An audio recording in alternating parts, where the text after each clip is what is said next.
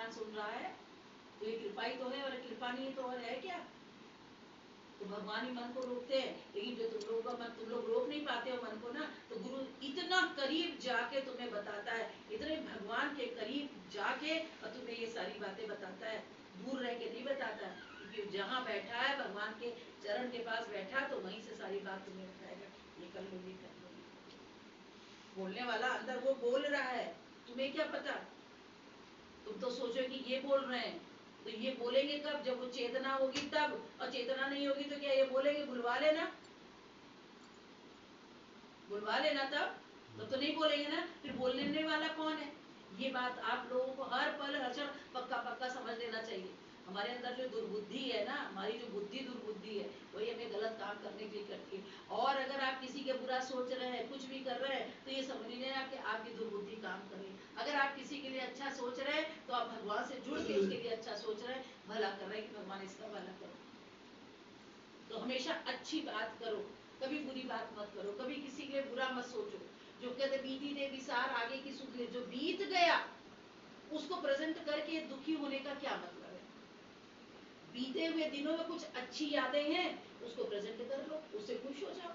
जिसमें खुश हो जाओ, जिसमें सुखी हो जाओ, जिसमें हंसते रहो, खिलखिलाते रहो, नाचते गाते रहो, उस चीज को प्रेजेंट करोगे कि दुखों को प्रेजेंट करोगे? शादी ब्याह घर में होता है, परिवार लोग आते हैं, नाचते गाते, क्या उसमें किसी मरे हुए को याद करते हो? याद करते तो रोते हो ना, रोते हो ना। भाई मम्मा होती तो, पापा होते तो रो रहे हो ना, तो दुखी हुए कि नहीं हुए?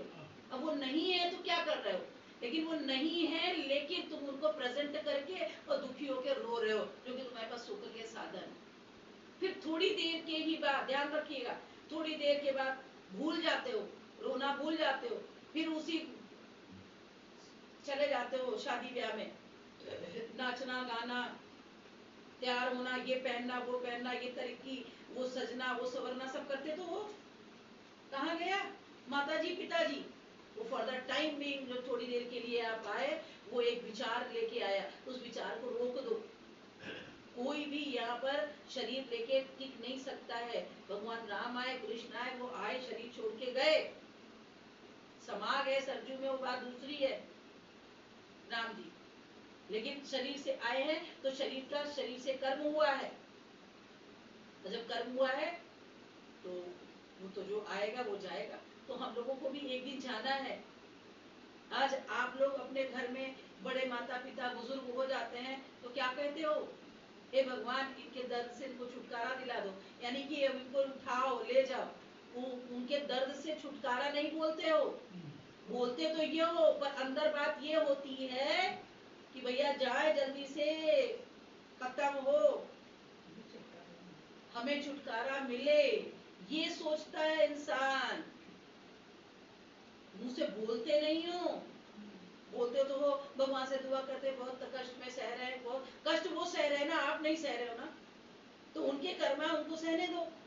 तुम उनके लिए बैठ के प्रेयर कर लो, भगवान के एक औरा बना लो, चारों तरफ बना लो, बैठ जाओ, राधे नाम का स्मरण करो। कम से कम वो राधे नाम जो आप दोगे, तो जो लेते जो तकलीफ में, शायद उनका मन उधर से डिटैच हो जाए तकलीफों से और अटैच हो जाए भगवान के नाम में। तो जब मन भगवान के नाम में वो भी राधे राधे करने लगेंगे, तो दुख भूला जाएगा, दुख तकलीफ पता ही नहीं चलेगी। जब हमारा अटैचमेंट भगवान नाम से नहीं होता है, तभी हम उससे अटैच रहते हैं, तकलीफों से, तभी उसकी बार बार नाम लेते हैं, हाय दर्द हो रहा, दर्द हो रहा था।